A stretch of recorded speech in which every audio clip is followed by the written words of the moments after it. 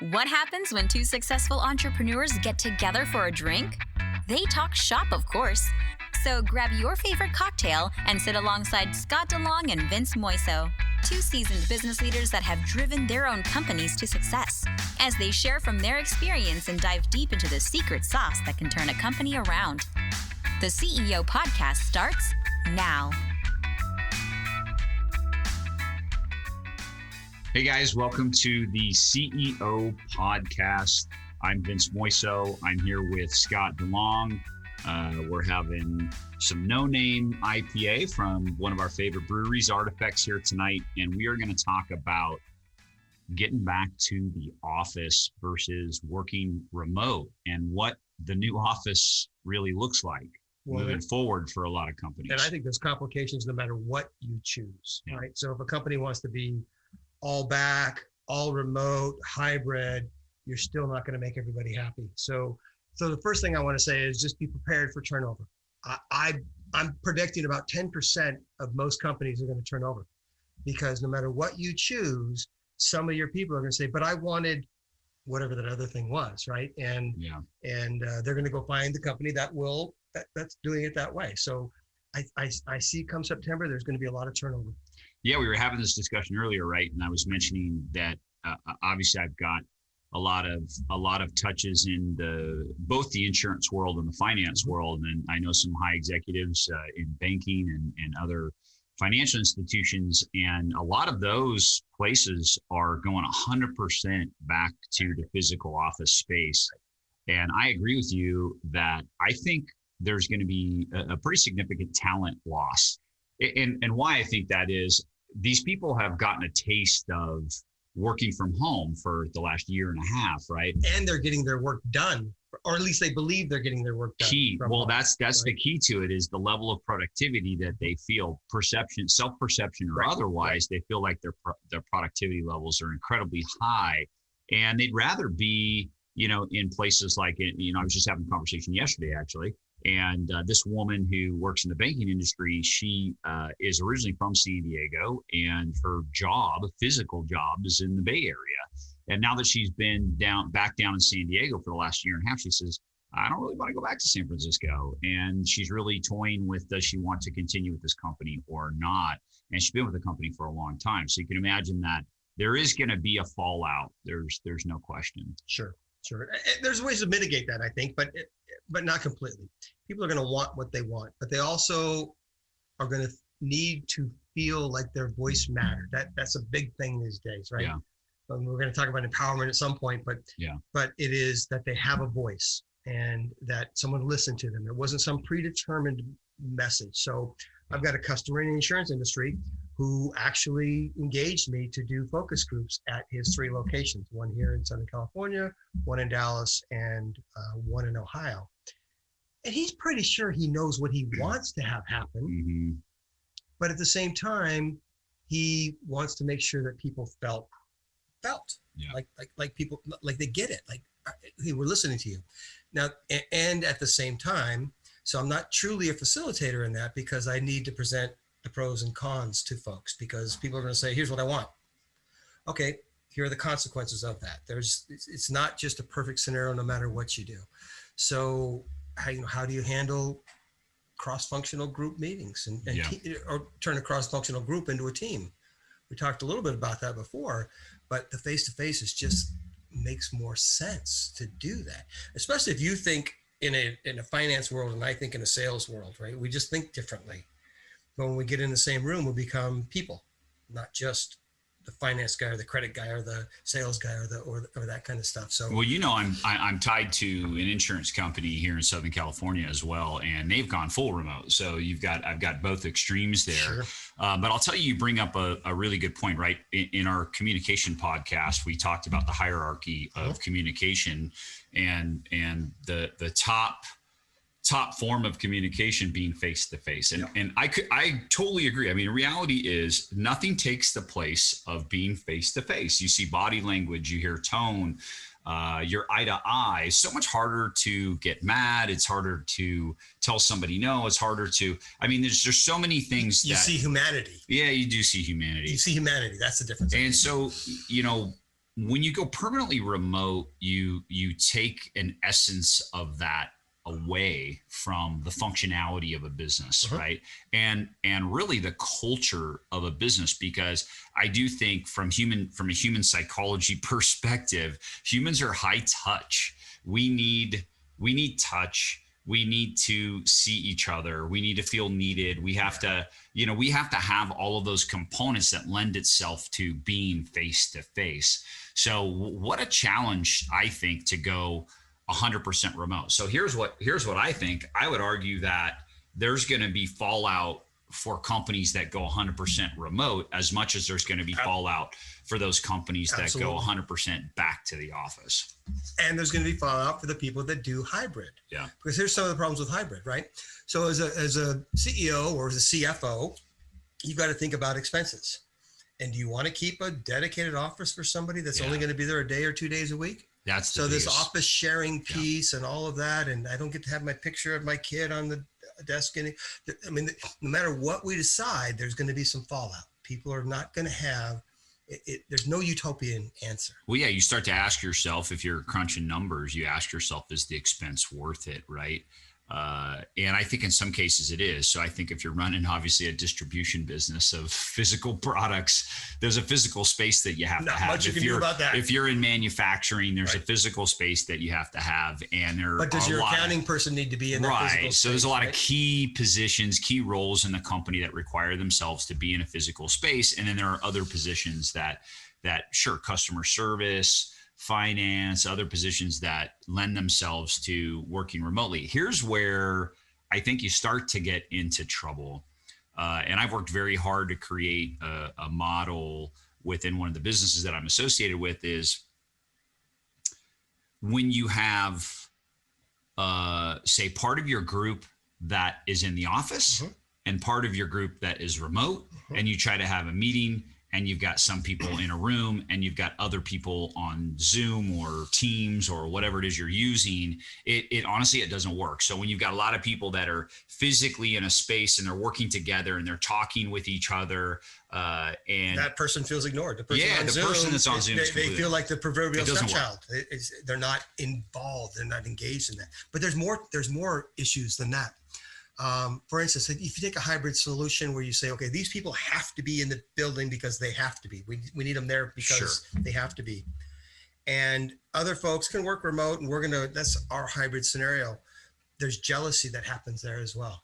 Why do I have to come to work when they don't have to? I don't think it's jealousy, actually. I think it's FOMO.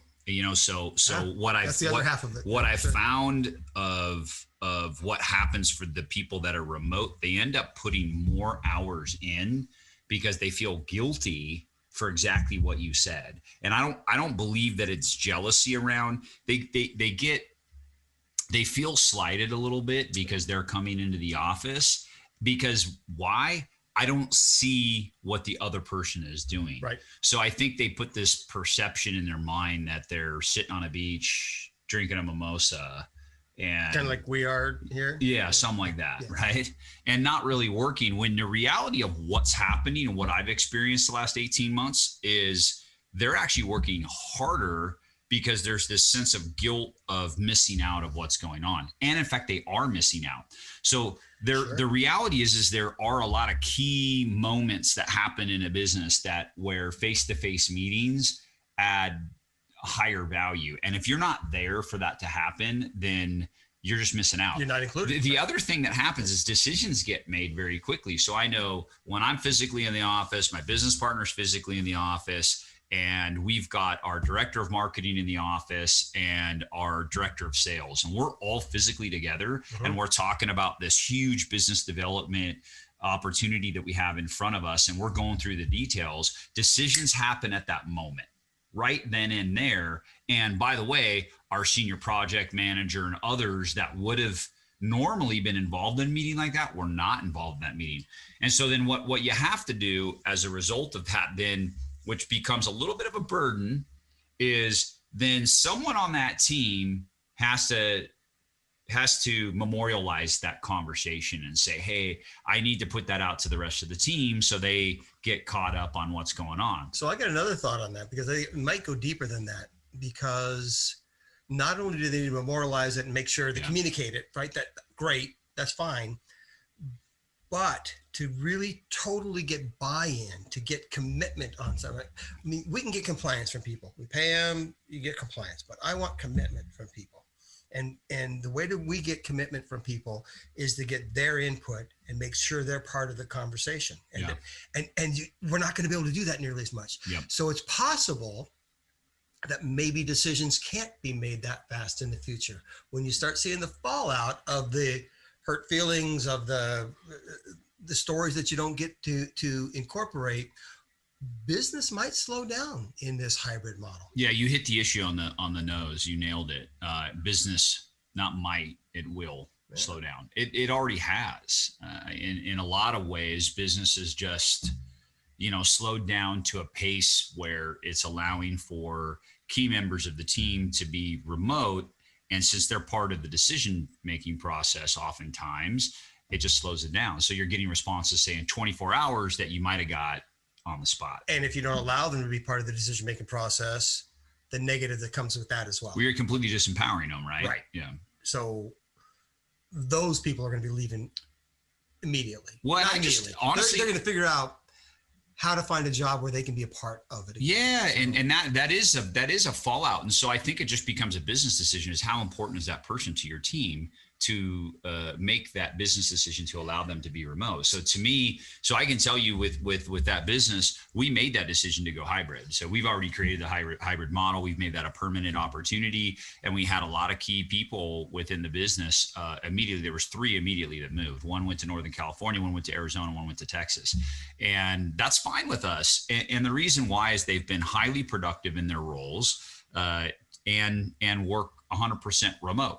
We have one of them that flies in every month. Okay, great. You might argue, oh, wow, that's an added expense to the business, but it's worth it to have that added expense to the business, because that person brings so much value to the business that it wasn't worth it for us to lose her just because, she wanted to work remote and she made that request. I mean, same with the other folks, is it just made sense. It made sense to keep them, and they were valued employees, and they brought a lot of value to the table. So what? So we've got to take a few extra steps, right? Or a decision might be slowed by a day or two. So what about the back half of that, though? Those that did not get that same opportunity, you don't think they're going to feel jealousy?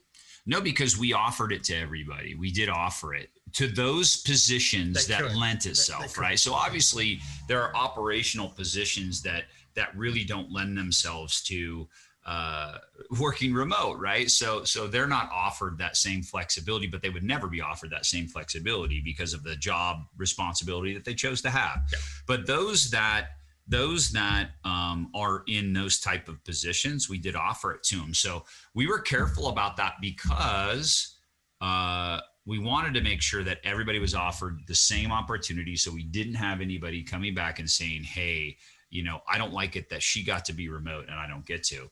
And in fact, what we found is there's about a 50-50 mix of people that prefer to be in the office and the rest that do want to be remote. So here's another issue that I think is going to come up. And we live in California. Yeah. The California labor laws are probably between California and New York, probably the 2 most liberal labor laws. The courts will side with the employee.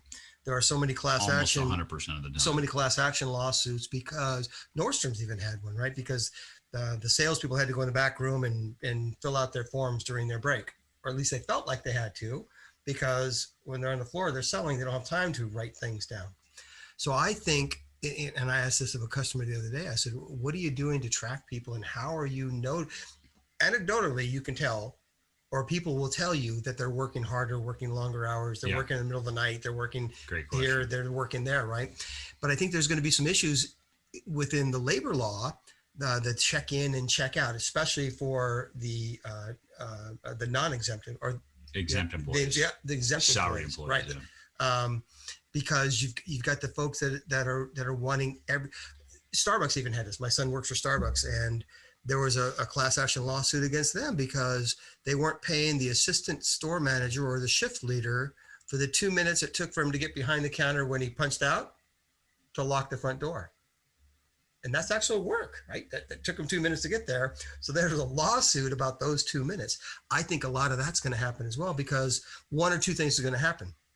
Either we're going to put in systems and micromanage people, which is what we're trying not to do these days, or we're just going to have to go with anecdotal evidence, and in most businesses don't work really well with that. It comes with micromanagement. You're right. It's going to come with some micromanagement. Yeah. You can't help that, and there's going to be extra steps that you're going to have to take inherently to just embrace the new office, and that's what it's going to be in my mind.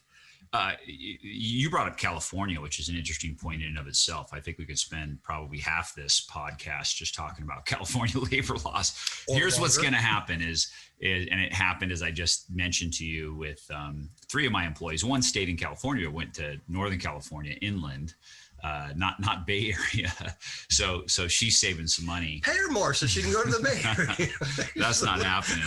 That's not going to happen. But the other 2 went to Arizona and Texas, which is a real interesting conversation. Reality is it's much more affordable for them. Yeah. Now, so then the question becomes, does the pay rate change?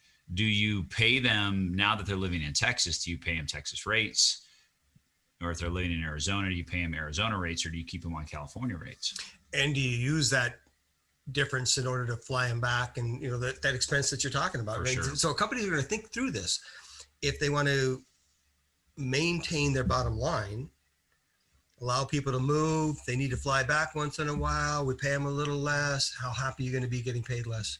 I don't care if your rent goes down, you're not going to be happy getting paid less. No, in their mind, they've already equated their value with what they're getting paid, right? And right. so the whole mental part of getting paid less for what you do, regardless of where you live, is hard to overcome.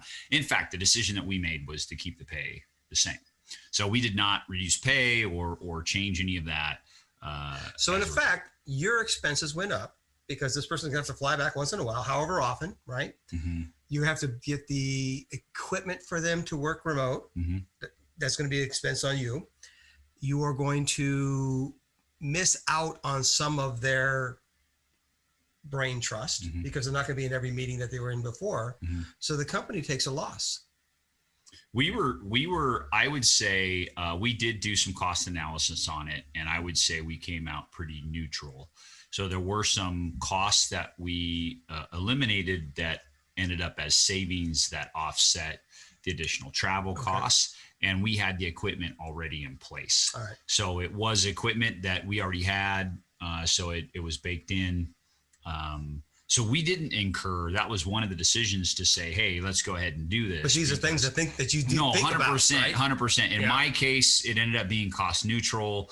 But I do think that other companies are going to have to consider that as key employees may want to move out of state. And the employees have cost decisions to make as well. How much time are they saving not commuting, and toll roads and gas and wear and tear on the vehicle? They're making those thought processes themselves. Yeah. Well. So it's an interesting point that you bring up, though. So I feel like what we've received, so in my personal experience, so again, over the last 18 months, is that we've got more productivity. So I would say we had a gain more than anything else. Good. Ours is measured very well. So we do have the positions. One was customer service, inside sales, and then the other was our senior project manager, all of which are fairly easy to measure productivity. So with that said, we've seen an uptick. Why? Well, they're not commuting. They're not, they don't have that downtime.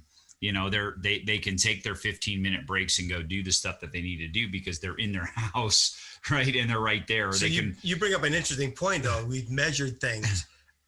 I can see some organizations that have to measure different things now than they measured a year and a half ago, right? To make sure productivity matters. Yeah. Are we measuring the right things? And this is a good opportunity for people to say, are these KPIs the ones that we should be measuring? Yeah. And what should we be measuring right now? Yeah. So I don't think there's a Shangri-La. I don't think there's a single answer. I think that each organization's got to go through this detailed process on figuring out what's best for them, for their employees, their organization, their customers, all of that, and then make the best decision for them. and deal with whatever fallout happens. Every industry is going to be a little bit different. Every business model might be slightly different in terms of what makes sense to even go remote or offer remote opportunities. Yeah. So yeah, I think there's a lot to think about as you make these type of decisions. And I know that there's a lot of companies that haven't made those decisions and haven't been transparent. It's funny because it reminds me of the other podcast, podcast, the discussion around trust. Yeah. And I think one of the things about, offering this remote flexibility to certain employees is trust. To me, there were key employees that we trusted at a high level. And that we run that business with a lot of transparency, high trust, and high empowerment. With that said, you can't hide because of the way we do things and the way we measure things. So it's pretty tough to hide whether you're remote or whether you're physically at the office. Now that puts us in a unique position to run a hybrid model effectively. Not all businesses are going to be in that unique position to be able to do it. So I do think trust has to be a component that is a part of this to allow employees that level of flexibility. So that brings up another thought, right? So I implicitly trust these people, therefore I can allow them to do this. Those that we don't allow are going to say, well, then he doesn't trust me. Yeah. I'm just telling you, this is how people think. Well, reality is in California. If you're a California business, what you offer to one, you got to offer to all. Yeah. And the exceptions are going to be, like I said, if you're a manufacturing business or you're a distribution business or you're a brick and mortar business, right? Say you're a retail business and you're brick and mortar retail, you've got people that have to physically be in that space in order to do the function of your business. So you can't offer remote to those people, but there are, like you said, accounting functions, customer service functions that can be offered those remote positions. So I do think you have to be clear that ultimately, if you're a California business, you offer it to one, you got to offer it to all, with the exceptions that I just mentioned. So here's the point. There's not a one size fits all. You're going to have to figure it out. No way. And I'm hoping that the old school business model doesn't happen while you're figuring out, whereas the person at the top makes the decision and it makes everybody live with it. Yeah. I think that's a mistake if you go that direction. I think the person at the top can decide what he or she would like to see, and kind of guide people in that, and make sure that they know both sides. Here's the pros and cons of all these decisions. But ultimately, it's not a top-down decision that you can make here. And some companies have, and they have to based on the way that their business runs. But this is where the turnover is going to happen. I just see a lot of turnover come third and fourth quarter. I just do. Well, listen to all the entrepreneurs and businesses out there. You've got a lot of tough decisions to make, and I don't think the answer is easy. Hopefully our experience share today gave you some insight into some successes and some things to think about as you move into this new world of what the new office is going to look like. Remember, we want your feedback. So, if you agree with what we're saying or disagree with what we're saying, please give us your feedback. We absolutely want to hear from you. Visit our website and ask us what you want. For sure. Yeah, it's been a lot of fun. Thank you, Vince. Yeah, cheers, man. Cheers. I take it you didn't like the beer at all. Yeah. Artifacts is one of our favorite places, by the way. And it's close. And it's very, very close. And stay tuned to the next 30, 60 days. We will be shooting our podcast and filming and recording our podcast from location. We'll be looking at a couple different breweries. So stay tuned for more on that. And until next time, I think we've got enough for you to think about. Thanks for tuning in. Thank you for joining us for the CEO Podcast. To learn more about Scott and Vince, please visit theceopodcast.net and check out the calendar to tune in for our next episode. While on the site, you can also listen to past episodes, access additional content created for our listeners, and if you would like to dive deeper into any topic, there is an option to schedule some time with Scott or Vince. Thanks for listening.